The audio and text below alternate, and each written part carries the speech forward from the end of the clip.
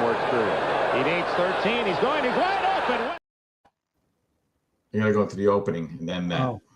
Well, welcome to Flashback Sports with Gil and Dave. We have one of our boyhood idols, Wesley Walker, great New York Jet. Should be in the Hall of Fame. Going to talk about his great career and kind of miss him. Wish he was still playing for the Jets. But before we get into that, I got two big birthdays. I got Jimmy Marchetta going to turn 70. And I got my friend Gerard Insall turning 60. And Dave's brother Gigi had a granddaughter on Christmas Day. Mackenzie, congratulations. So we're very happy to have Wesley on our show. So if we can, let's bring Wesley on. And I don't know if we're going to start the videos or let's bring him on with video number 4, Nydia. We might as well bring him on with a bang. Something that O'Brien, I think, will grow in as he gets more experience. He needs 13. He's wide open. Wesley Walker. The Jets have taken the lead again. Bryan going deep for Walker. Wesley Walker scores again. To tie it up.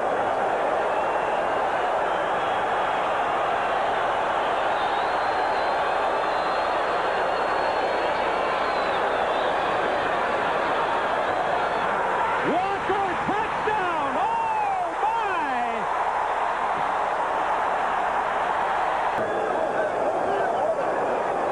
Fake to Hector. O'Brien going for it all. To Walker. Touchdown! Oh,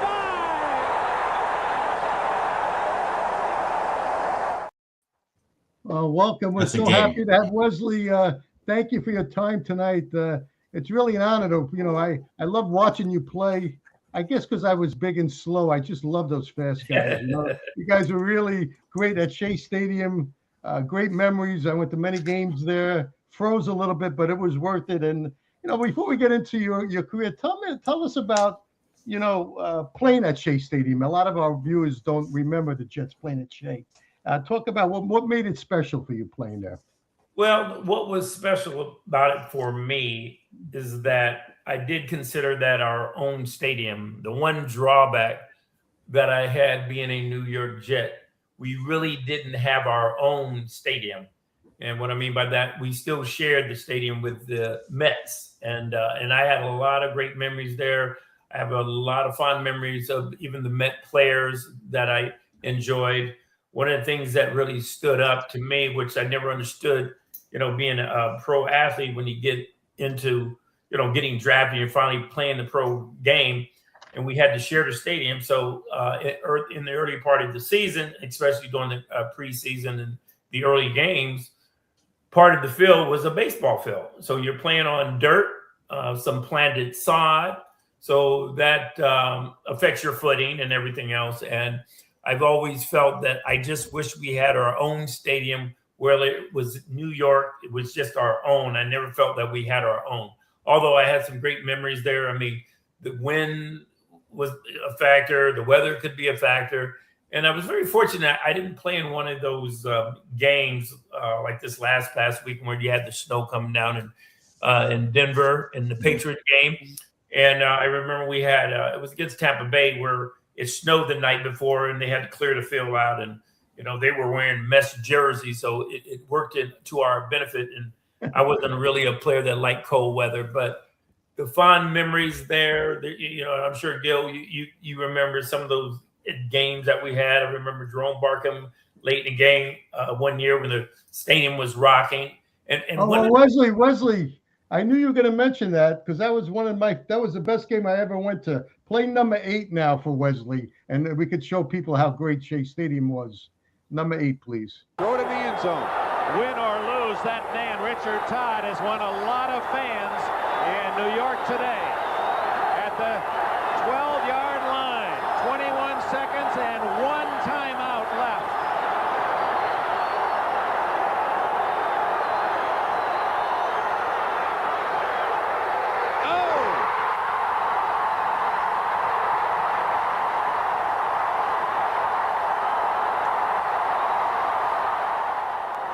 They're mobbing Jerome Barkham in the end zone as the Jets have The extra point is necessary for the victory, and here's Lee.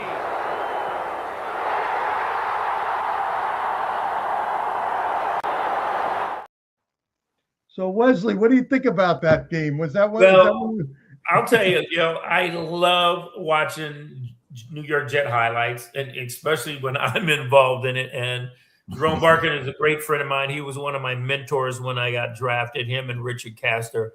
And matter of fact, they had moved me out to the starting wide receiver. I remember we had a guy, David Knight, that they ended up releasing, and I ended up taking his position at the split-end receiver spot.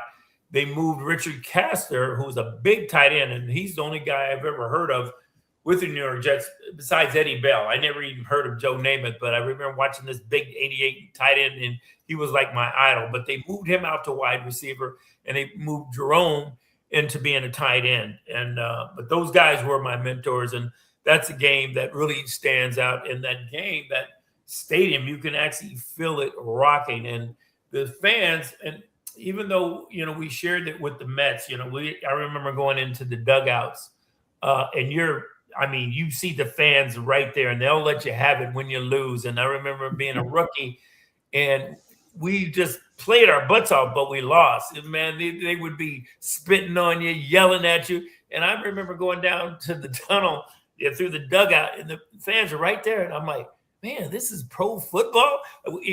I hate to see when you really play bad what they're going to do to you. And I was like traumatized from that. But I love the New York Jet fans. I'm a Jet player who suffers, and nobody suffers more than the Jets fans. And I can relate that as a player, and I still bleed green. And the Jets, the only team I really follow. But I can honestly say when I played this game, it was for the fans. I really respect them. And to this day, now you just mentioned having someone had a 70th birthday.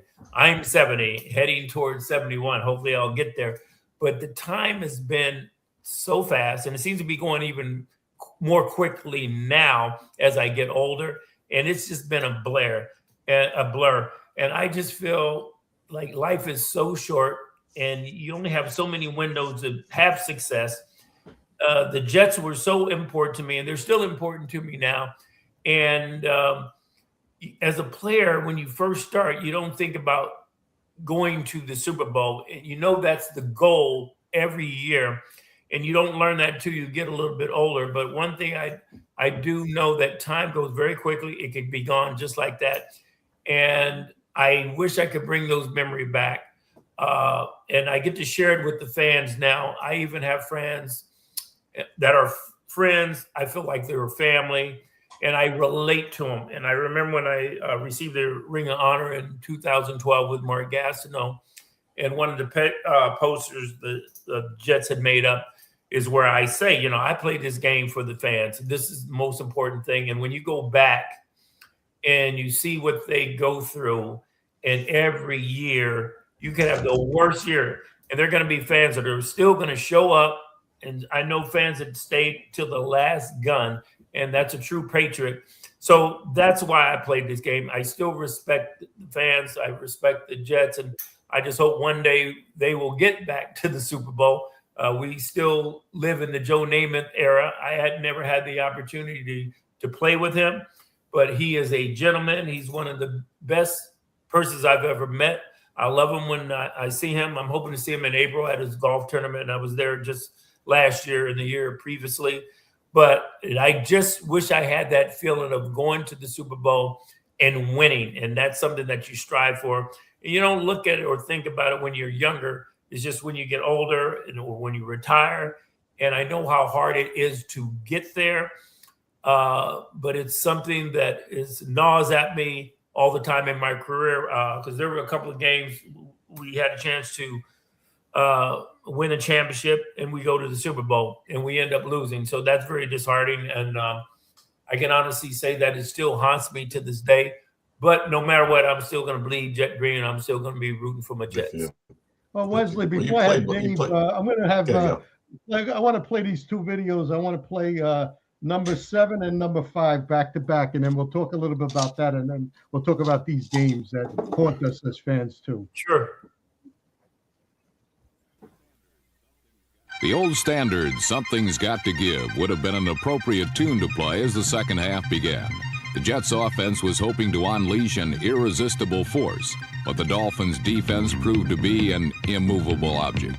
Something gave, and number 77, A.J. Dewey, did the taking. Dewey's interception put the Dolphins in business on the New York 48-yard line, but it looked like their business was doomed to failure when number 37, Andre Franklin, fumbled the ball. The Jets' apparent recovery was nullified when it was ruled that Franklin's forward motion was stopped before he coughed up the ball. The Jets were a trifle perturbed by the call, and it showed when they protested that a David Woodley pass was caught out of bounds by number 82, Duriel Harris. The protest earned New York an unsportsmanlike penalty that cost them another 15 yards. I tell you, Wesley, that mud ball, first of all, I've talked to you about this. You had great games against the Raiders and the Bengals, seven catches, 8 catches, TDs. And why you only got 1 pass that game at the mud ball, I have no idea why not. I mean, and that game still haunts me, and I know it must haunt you. Tell us a little bit about the background, the rivalry with Miami, Shula with Walt Michaels, all of that stuff. Well, it was definitely a big rivalry, and I think it still is. And there's been some great games by both teams, and some I don't quite understand, but why it got that to be that way.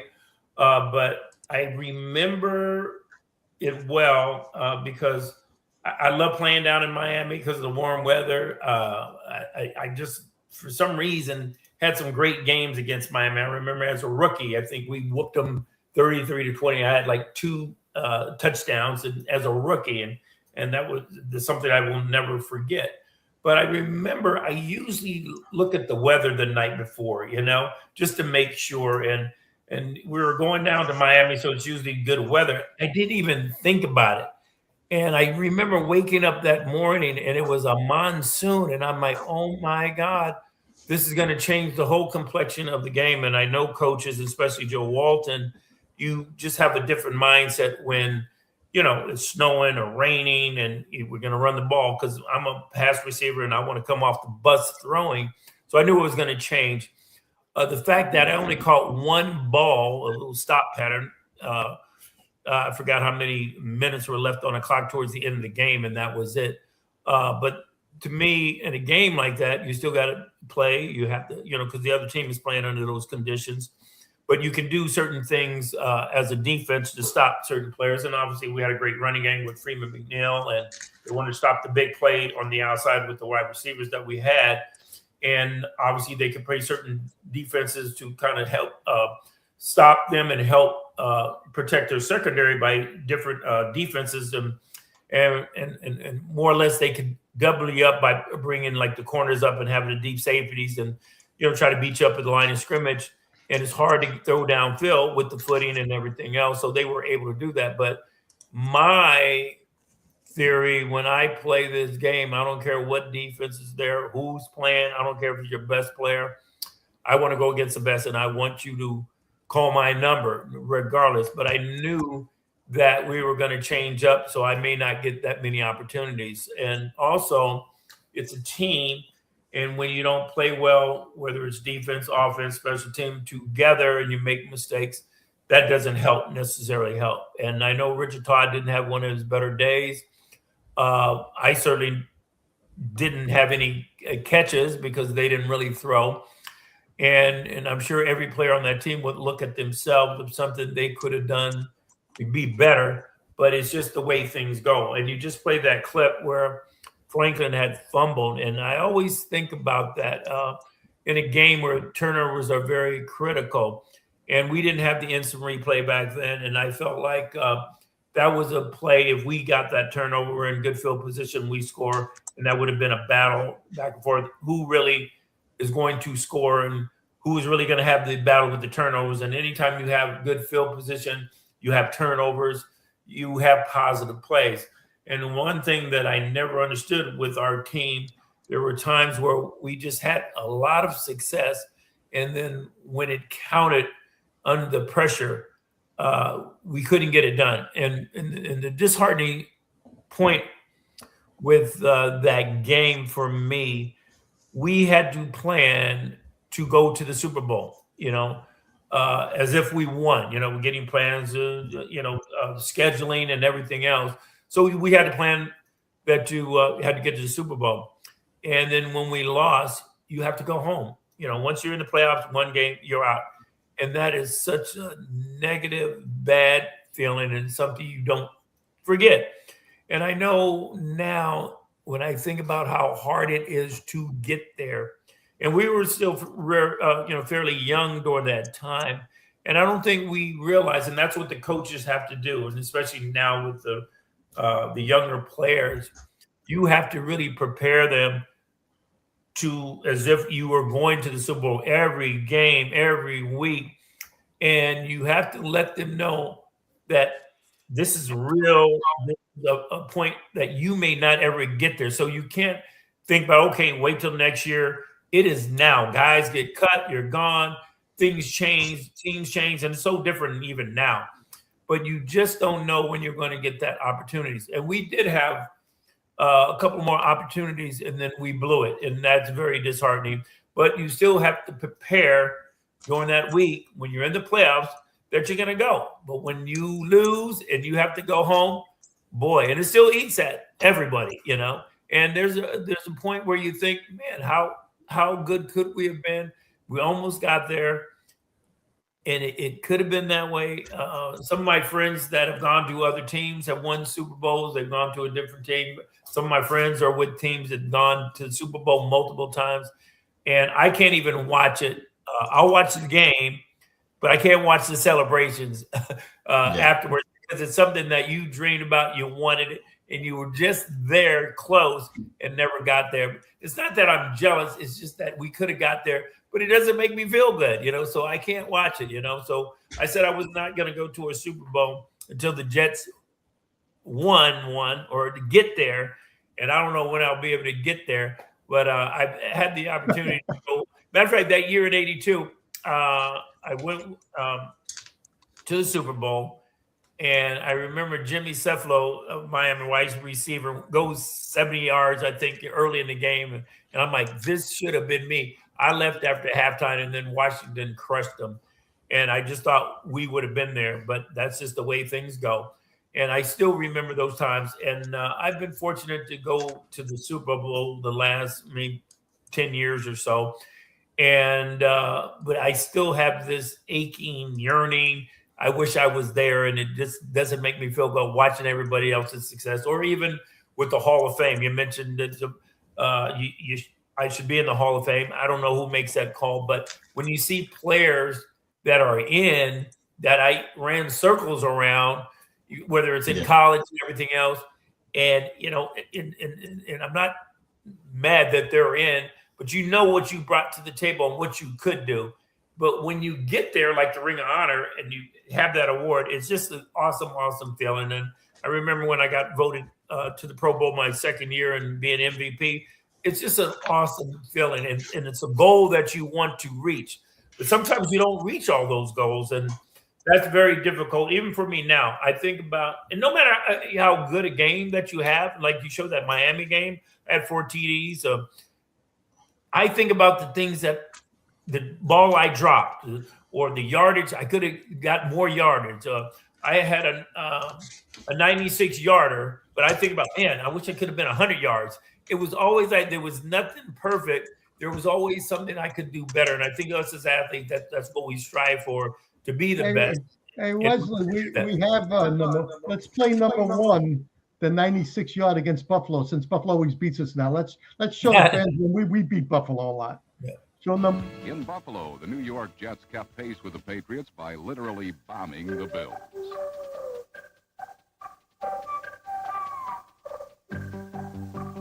Ken O'Brien's club record 96-yard touchdown pass to Wesley Walker keyed a 21-point second quarter rally that led the Jets to a 27-7 victory.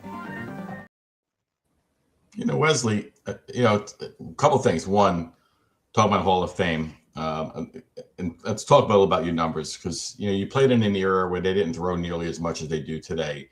But one thing people don't recognize, and Gil and I watched you play, and people who are our age watched you play, and a couple things. I'm not just blowing smoke. You were my favorite Jet of that generation. You were the most exciting player that actually I think the Jets have ever had since Namath, and I was a little bit too young to appreciate Namath in his prime. But there was I can't think of anybody else who I enjoyed watching you play more, because you were a game changer. You're a game breaker. Every highlight we're going to show you today, it has you 5 yards behind the secondary. When you got behind the defense, you were gone. You averaged 19 yards a reception, which is still 12th most in league history. And again, that's in a generation where they didn't throw the ball. You didn't have, no disrespect to Richard Todd or, Ken O'Brien. They were, fine quarterbacks, but they certainly were not Hall of Fame quarterbacks. So clearly you had a great career. And for us as Jet fans, that generation, your span of years, you were actually good most of the time. I mean, Jets were a good team a lot of those years in the 80s, particularly in the 80s. So you're competing. So the fact that you got there, that the mud bowl is still a killer. I can still remember where I was watching that painstaking game take place. I don't remember the specifics of it. No, it's just, it is, but Wesley's era is probably actually the greatest era of Jet football, because aside from this, the 68-69 Super Bowl season, I don't think there's been a better era, a better generation of Jet football than that. You guys had some terrific players on those teams, offense and defense, Absolutely. game changers. Again, disappointed not, but I trade that next 10 years for those 10 years right now, because I'm not holding my breath for the Super Bowl. I want to I want to compete. I want to win. I want to get to the playoffs, give ourselves a chance. So, but that your career is not lost on us. I'll tell you that, Wesley. Well, I appreciate that. And you just mentioned some players there, Kenny O'Brien, Richard Todd, and I think about Joe Glecko, Mark Gastineau. I mean, I can go on and on. Bruce Harper, Bobby Jackson. Yeah, McNeil. Our guys can play with anybody, and they're all Hall of Famers in my book, and I'm very prejudiced. And I love Joe Namath. I used to say all the time, which is, I wish I had an opportunity to play with him, and I love him because of the person he is. And that they always, even I would talk to Jerome Barkham, Richard Cashin, everybody that would speak about him, it was always positive. And some guys can be very arrogant. I mean, there's a lot of guys in this league that you can't even go up and talk to, but Joe never appeared to be that way. And I used to say, hey, I love Kenny O'Brien. I'll take Kenny O'Brien over Joe Namath, John Elway, and just Dan Marino. I used to say that all the time. And it wasn't a pun against Joe Namath, but I never had the opportunity. But I love my guys, And I wish I would have had the opportunity to play with Joe Namath. But Kenny O'Brien, Richard Todd, they could play with anybody. I remember Kenny O'Brien in a Superstars competition with John Elway and Dan Marino, which he won, And it's unfortunate that we just didn't get the accolades we really deserved. A lot of my problem was staying healthy, too, towards especially the latter part of my career, or just my career just in general. And I think about the games that I missed, I could add on to the numbers. And that's what it's all about, staying healthy, having a relatively, career where longevity is the key. And then, it helps when you do get to the playoffs and play in Super Bowls to help you get into that Hall of Fame area. But our guys, I don't care. I would put any of our guys. I think about Jerry Holmes, just a tough guy. I'll put my players against anybody. When people ask me, who's the toughest players you ever played with, I would always pick my guys. They prepared me for what I needed to do against the best guys. I just wish we could have played against the best guys.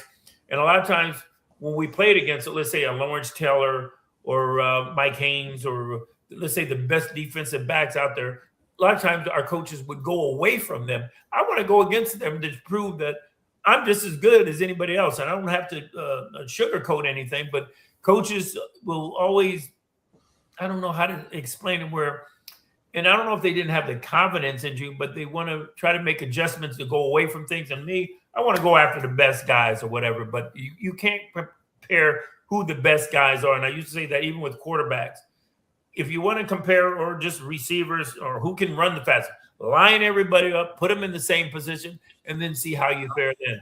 Not Dan Marino, if he came to the Jets, may not have had the career that he had. It's just all relative. I look at Sam Darnold right now.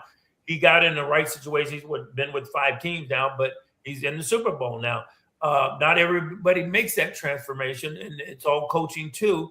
And guys that have left and gone to other teams, not having the coaching, or people that are in your corner, so to speak. And I know coaches came in that I've had one coach. You mentioned me being wide open. My coach taught me to do things where I could just run by anybody, but he taught me some things where it made it easy for me, where I could really beat people. And then when they had to either change teams, the teams who wouldn't want to pay them and they wanted security, they go somewhere else. You couldn't just put people in there, and the Jets tried to do that. And then we would kind of regress. The team coaching, it takes both players coaching together, but you have to have people that know what they're doing. And a lot of times you have people who have never even played the position, or people get the title of being a coordinator and they're not even calling the plays. But a lot of that's political also, so you don't really know. But all I'm saying is that when teams, to get to the Super Bowl, it has to be everybody as a collective group, and you have to be good at what you do. If you don't have that, I don't care who you are, you're not going to have that progress that you're looking for. And it's very hard to win in the NFL right now. And so all I know is that Wesley Walker, I have to be ready and prepared to do the best that I can be, no matter what the situation is. But every situation, every year is always different. But now I wish there were things that I could have done. I wish I could have done, because we just didn't have the, the knowledge just from eating properly. We're doing a lot of things on our own. We didn't have the materials and the off-season programs, or just the training methods. And a lot of stuff you're just doing on your own, and you need more than that. And as I look back on my career, I wish I'd had the opportunity to know what I knew now. Then I would have tried to make those strides to do certain things, but you don't know. Everything is just so different now. But you learn, unfortunately, after your career is over, or during a time when it's too late. But there are certain things that I wish I would have been prepared for to be able to do, because the name of the game is really longevity, staying healthy, and being the best, and taking care of your body and being at the best that you can possibly be. But to say that we couldn't compete with anybody, I would put any of our guys against anybody in this league. And we have some guys that don't have the recognition, but they're Hall of Famer guys to me, and they just never got the recognition they really deserved. Now, Wesley, we were talking, we had Bobby Jackson and Dennis Blyjon on a prior show, and Bobby Jackson talked about the mud bowl and all that other stuff, but you had to go against these guys in practice, like you had the sack exchange and the offense. Was there like a rivalry? Was there anything between the team? What did that make you guys much better? Talk a little bit about the sack exchange. I was telling people this. I never could quite understand this. There was always like competition amongst ourselves. And I even asked Bobby Jackson, if a guy's, hung up in the air, and you're going to try to maim them and hurt them, and they're going to try to do that. But I never understood, how do you do this to your own teammates in practice? And that's how they were very competitive. We had this guy, Harry Hamilton. We call him Dirty Harry. And I'll never forget, Lam Jones just came off surgery on his hand, and Harry knocked him so hard on his hand, he had to get more surgery. But these are your teammates. This is in practice, but that's how competitive they were. Jerry Holmes hit me, I've been hit hard by some people. You talk about the Ronnie Lots and Lawrence Taylors, and God, I remember Kenny Easley. I got hit by players you wouldn't even think when you get to that level. But some of the hardest hits that I've ever had were in practice. Jerry Holmes hit me so hard one time, and I really didn't know. I probably had this stuff going on with my neck, which I didn't know at the time, with spinal stenosis, and part of my canal was almost completely closed, and that's over cumulative hits probably. But he hit me so hard, I went paralyzed, and this was in practice. And I really didn't say anything, and I'll never forget it. I was trying to run, and I couldn't move. It was like I was running in slow motion. It was the weirdest thing. And I remember I was out for, they put me on injured reserve for a while. I remember having to go, flew me out to Buffalo to get tested out. And I remember seeing Dennis Bird's surgeon, Dennis O'Leary, and going through all of this testing. And I still have the effects of these things going on now. And I had since surgery in 2007 on my neck and 2014 on my back. And I was actually playing with all these things. And so people don't know how difficult it is. You hear all these things that during a year and the seasons, you're not 100%, and that is true. But you don't know what you're doing to your body over time, that happens. And especially you never think about it after your career. Now I think about it now. You think about, what was I thinking about? Why did I put myself through this? But those are the tough things that you go through. But the point I'm making is that my guys in practice were so competitive, and sometimes we would get hurt even in practice. And I could never understand that. Why would you want to hurt anybody on your own team? And anybody could hit anybody receiver up in the air when they're, up in the air and very vulnerable. And that's easy. I mean, I played defensive back. I went both ways in high school. And I'll be honest with you, as a defensive player, I was a corner. I would try to hurt guys. And I would hurt myself hitting people sometimes, trying to hit them so hard to put them out. But that's the mentality that you have. And this game is very violent. It's very serious. And I know they've changed certain rules. Everybody said back in our day we could do this. Yeah, I understand that. But it's still, there are some hits out there that happens. And they're trying to change the rule. But when there's a serious contact, I mean, you can get hit so hard. I remember the kid from Buffalo and went into those convulsions. And you think about the concussions that are happening. I think of Tua. I mean, this could happen at any moment. Your career could be cut short just like that. And I played with this injury with my neck for 3 years. And even it was second to the last game before the year I retired. And they said to me after I came back that if this happened again, you're going to have to retire, And I remember I hit somebody on this crackback block, and I would have that feeling of this paralysis go through my body. People were high-fiving as I'm coming off the field, and I'm walking like in slow motion, and I wasn't going to say anything. And I'm like, I must be like out of my mind. What is wrong with you? And I wasn't going to say anything. They put me on injured reserve, and I had to retire that year in '89. And the sad part, you love this game so much. I had a coach that went to Cleveland, Carson. He was a defensive coach that we had. He became the head coach. He called me to see if I would be interested. And like a fool, I said, hell yeah. And I said, I have to go to the doctor. I want to check out a few things. But I was actually going to try to play. But my doctor said, look, he's looking at me. You are foolish. I've been telling you for the last 3 years, you're taking a chance on permanently hurting yourself. And I never wanted to end up in a wheelchair. But I'll be honest with you, Gail and Dave. For 3 years, I played with this condition. One good hit, I could have been in a wheelchair or dead. But that's the risk we take playing this game. But you love this game. And then you're also trying to provide for your family. And I've said, since I've gone through what I've gone through, I have a plate in a cage. I had 14 screws inserted. I had a C4 through 7 fuse, and I have a plate in a cage. And I have 14 screws here. I'm having some issues now. I'm going to go to the doctor to check out because I feel like I have this pinched nerve. And then I had this 6-level fusion, which my back was even worse, my doctor said. But I didn't get the surgery until 2014. And I have like 10 big rods and 10 screws there. And I've had a laminectomy just 2 years ago to try to clean out. And I'm still having issues. But you look at all the injuries that have been cumulative effect that you played with certain injuries. I've had both my shoulders repaired. My right shoulder was totally reconstructed. My left one, a rotator cuff.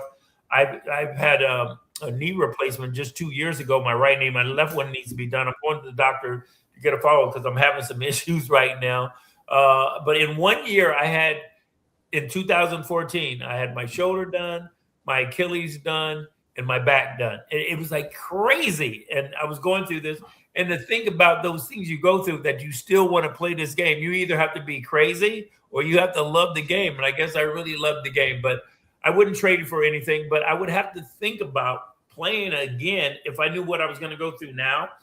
But the money is so great. I know now. And that's why guys are getting paid now in college. We didn't have that. Yeah. But getting paid what I got paid my first year, $30,000, I don't think it would have been worth it, But again, I'm trying to provide for my family.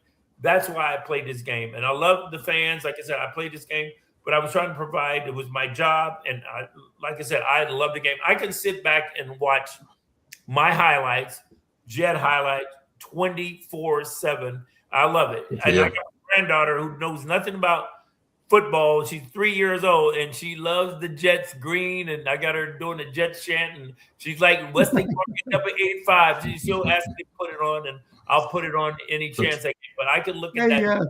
Hey, Wesley. Oh, who's that? I remember that. God. Who's that guy? There goes the show. The stalker. Then the stalker. Wesley and the stalker. Two studs right there. Yeah. Hey, we get a chance. So let's play number 5 and 6 for Wesley, since we could show his grandchildren some more great highlights of him. Play number 5 and 6. A cauldron of sound here in Cleveland as the Jets set up now. First down and 10. McNeil. Gonna throw.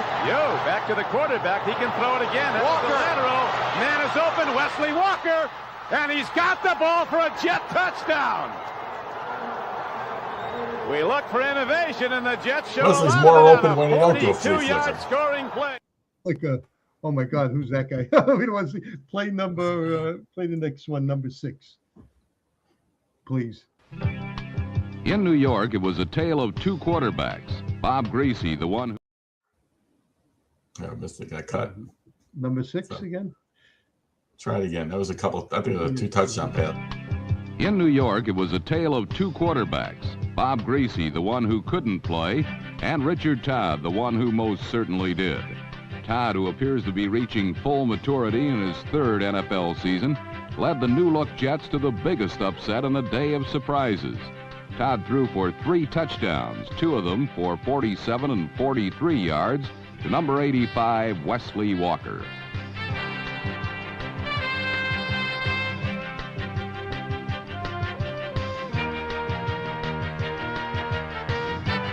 The combination of the fair-haired hero from Alabama and the world-class sprinter from California proved too much for the greasyless Dolphins. Man. Yeah. Wow, Could you be any more open? Can't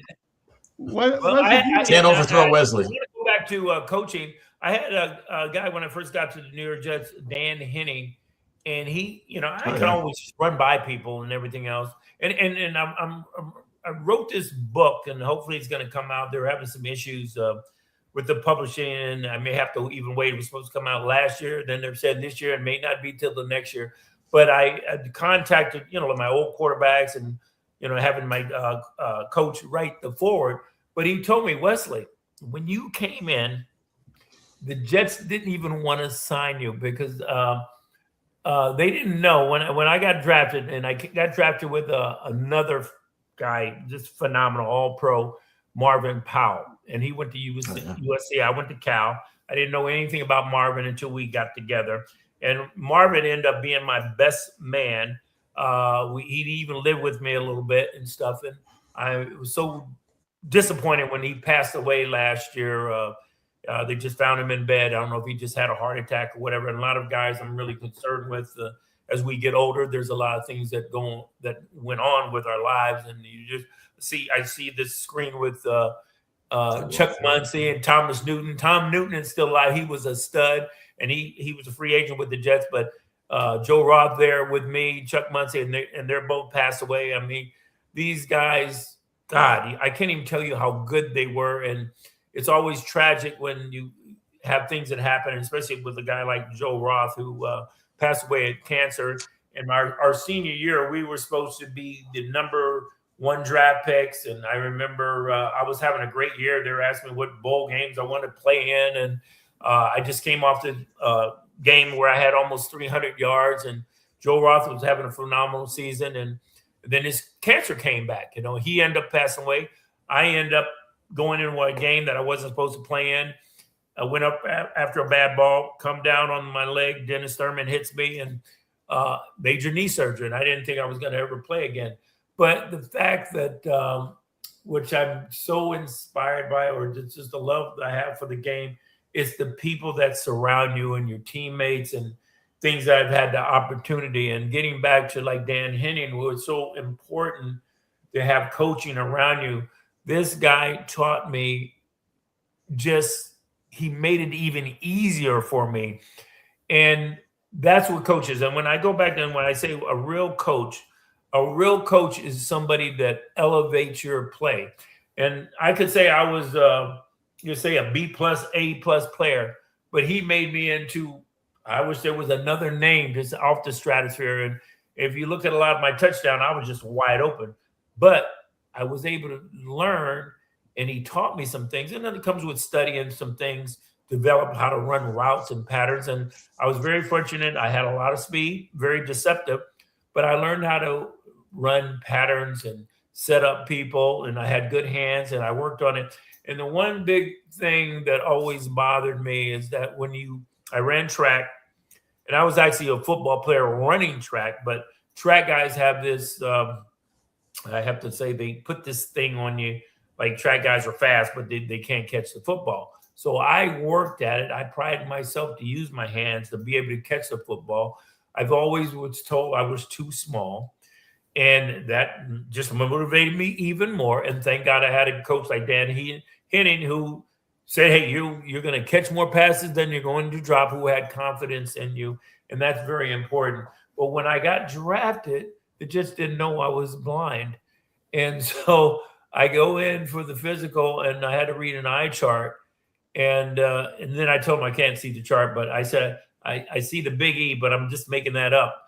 That's always the first one you can remember, the big E. And so the owner got wind of that. And not only was that a problem, the number one draft choice was Marvin Powell. And I was pissed that I wasn't a number one draft choice. And they kept saying I was going to be a number one draft, even though I had my name in senior year. I didn't even know if I was going to play again or if I was ever going to, get my speed back and everything else. And I worked to get there. And I was ready for the draft and everything, thinking I was still going to go in the first round. And it slipped to the second round. And I was pissed, and I was just disappointed. Because even the New York Jets, Mike Horvath, the general manager, said, you were going to be my number one pick until you hurt your knee, And matter of fact, New Orleans called, said, we're just starting the second round. We're going to pick you. And I was excited because I was going to be with Chuck Muncie. That would probably been a disaster because he loved to party. And I'd probably right there. He was like my idol and everything. So I was excited. I get the phone call. I'm thinking it's New Orleans, and it's the Jets. And it's Connie Nicholas Carberg, who was the first woman scout. And I was excited because it was in New York, big market and all that stuff. But Marvin Powell had loose knees. And so when they got back to the owner, and Dan Henning just told me, which I didn't even know, he said, Wesley, they didn't even want to sign you when they found that out. And this is really how the combines got started. But he went back to the management and said, you got to see this kid. He's catching everything you throw at him, And they ended up signing me right away. And but like I said, I was pretty well coached coming in, learning. And you got to be sort of on the smart side because some people can't make the adjustments. And I know Lamb Jones had a hard time coming from a wishbone team. I came from a passing school. I had quarterbacks, Vince Ferragamo, number one draft for the Rams, Steve Bartkowski, number one draft for the Atlanta Falcons. Joe Warth would have been a number one draft choice. All great players.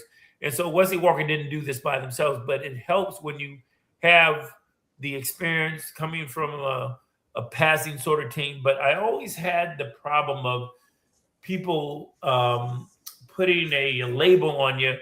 I just wasn't just a deep threat. I could run underneath. I could run routes, but they didn't use me in that way. And a lot of times people try to protect you to a certain way, to a certain degree. You're a thoroughbred, injuries and all that stuff. But I wanted to be one of those guys that line up in the slot, wide, whatever.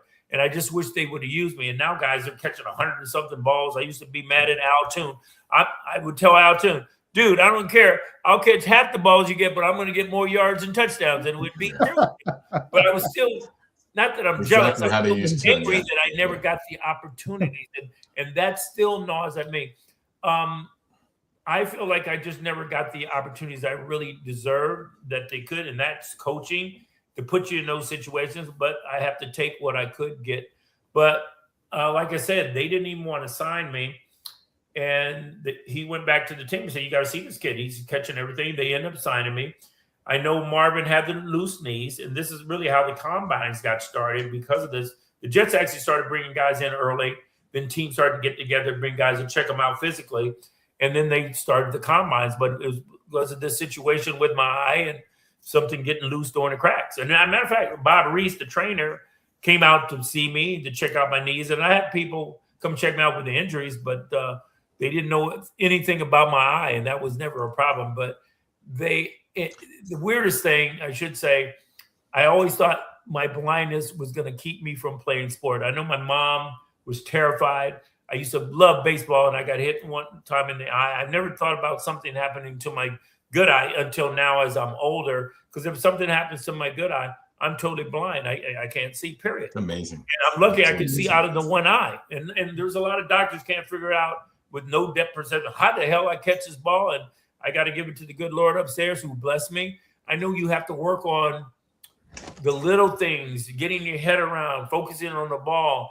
And there was times where I had a weak side, like my right side catching. I'm confident I'm 100%, but I had a weak side. But you have to work on the weak side to make it comfortable where you feel good about it. So you work on those things. So there was catches where I remember making this catch, a no catch, people would know, a touchdown over my head coming over there. They even showed it on a Jeopardy thing. And I'm like, how the hell myself did I catch that? That's got to be God. That Miami catch over the middle, I'm still in a dream all over. I still don't know how that happened.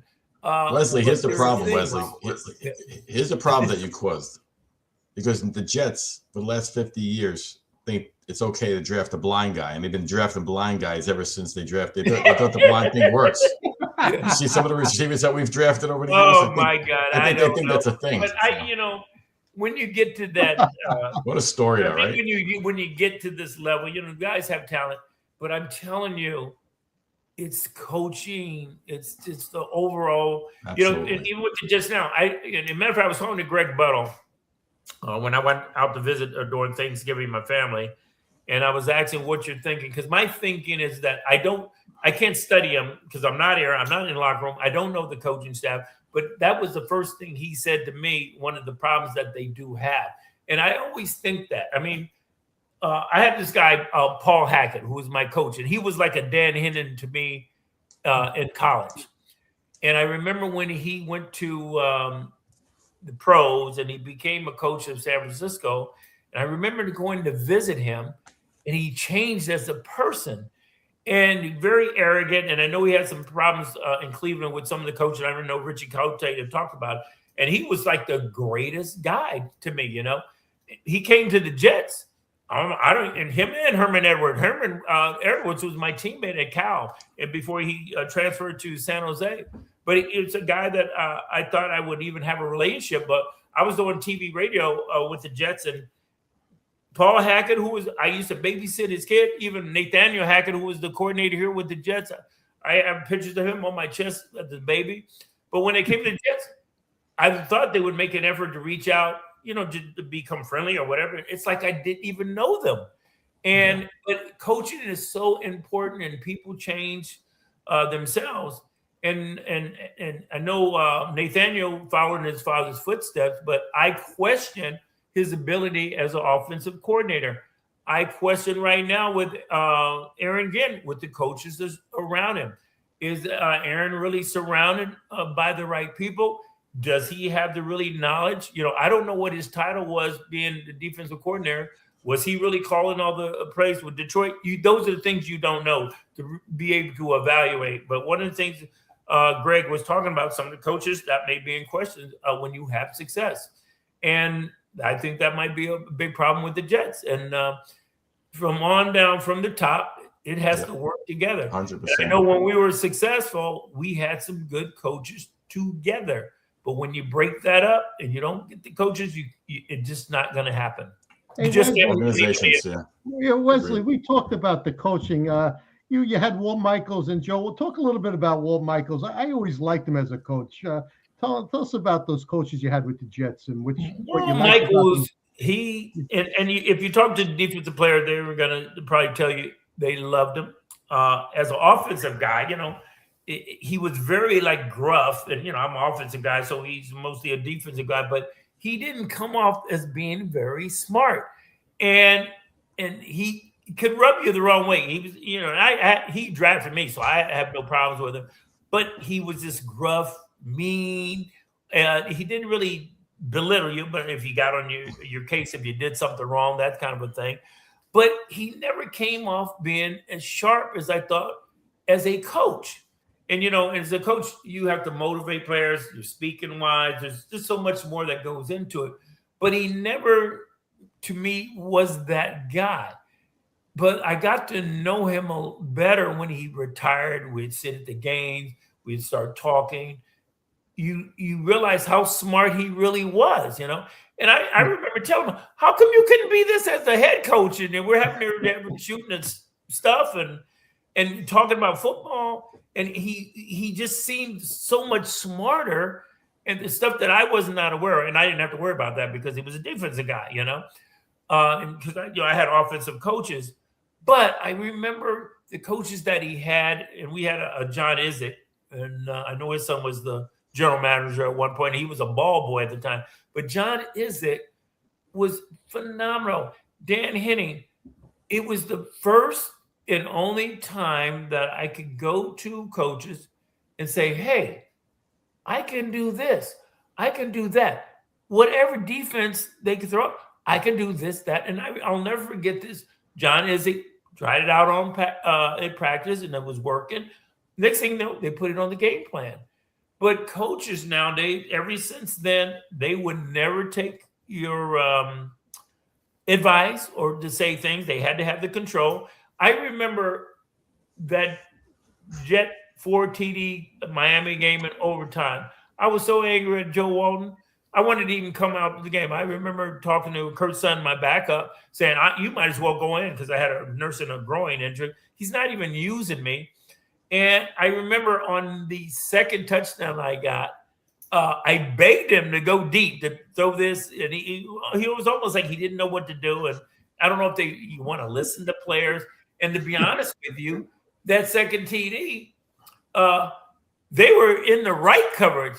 Kenny O'Brien just stuck it in between. There's things that could be done, but he stuck it in the right area for me to catch it. And then I broke the tackle go for the second TD. There's things that you can do.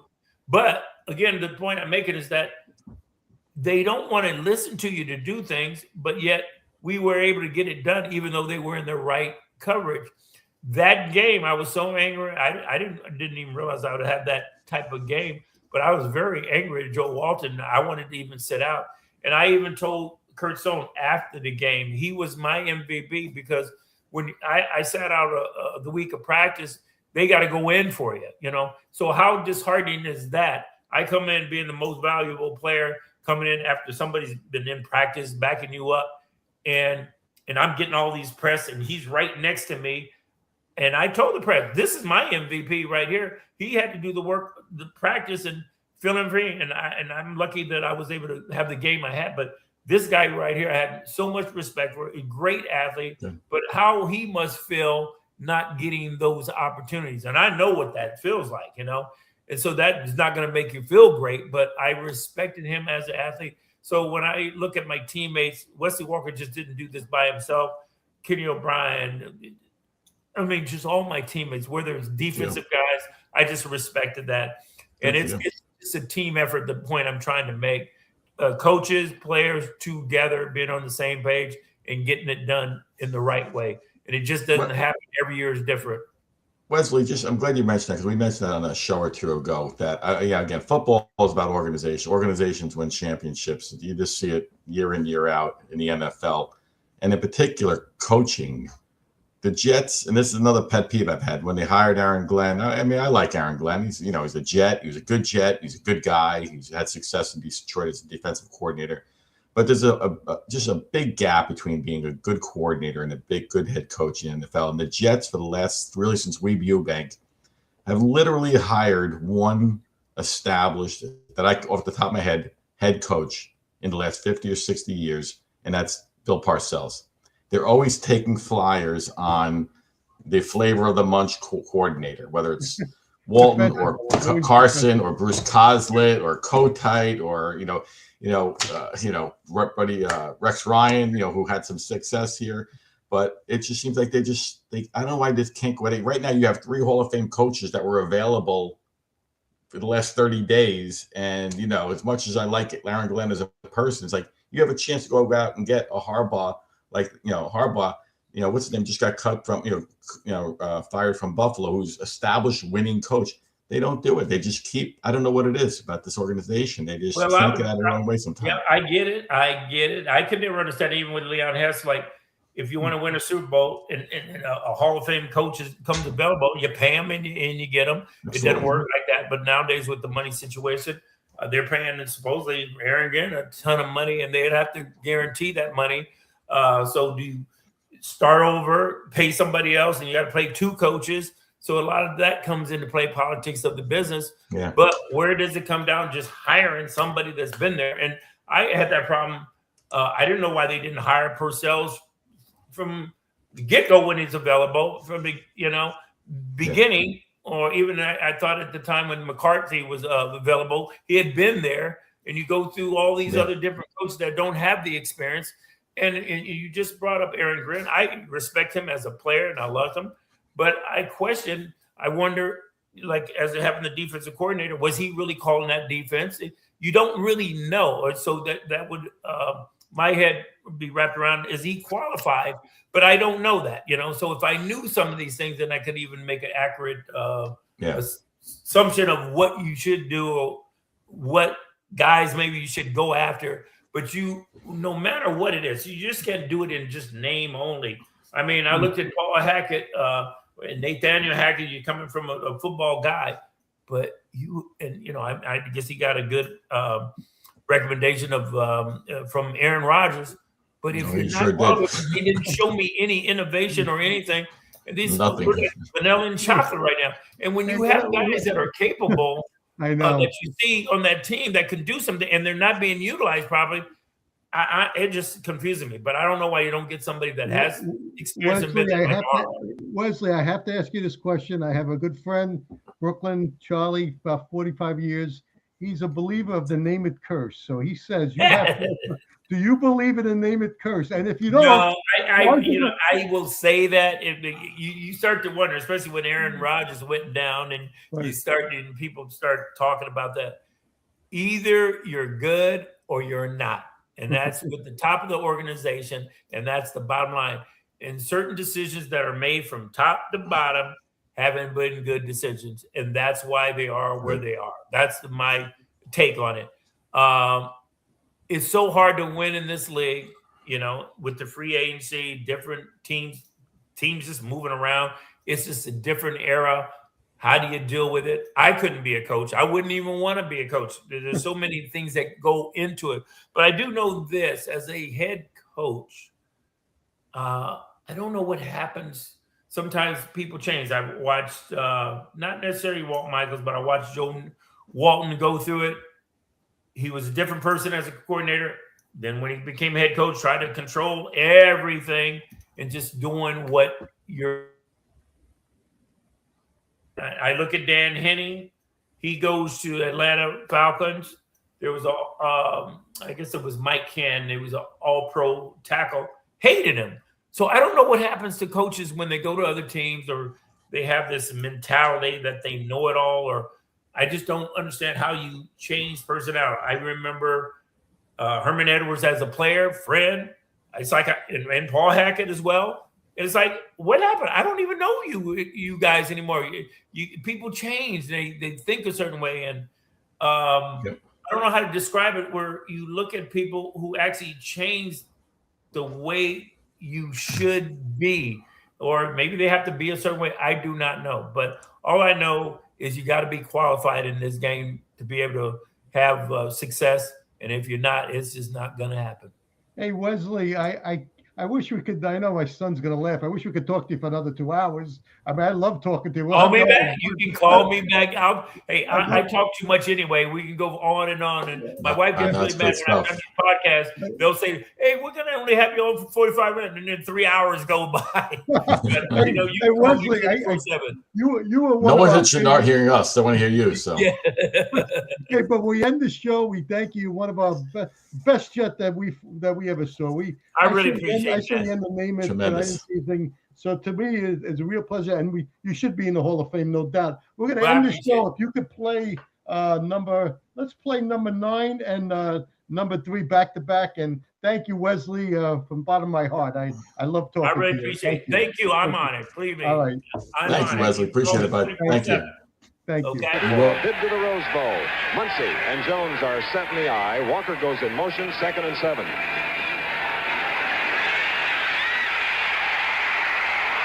Touchdown, Wesley Walker. Archie's next. 2nd down and 7.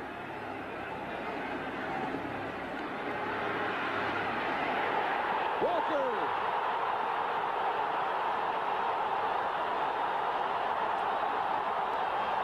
It's almost like Wesley paid these guys not to cover him. That's how wide open he is.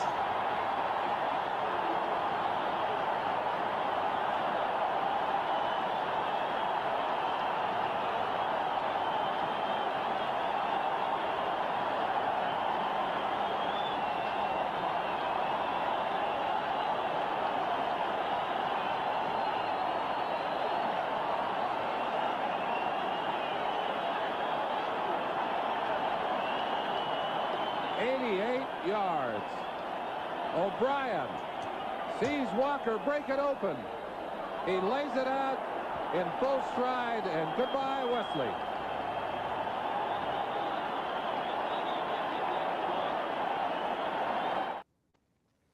Well, that was a great show, Wesley. Thank you very much. Thank you. Hey, I can look at that all day long, and I look at that number 99 in college.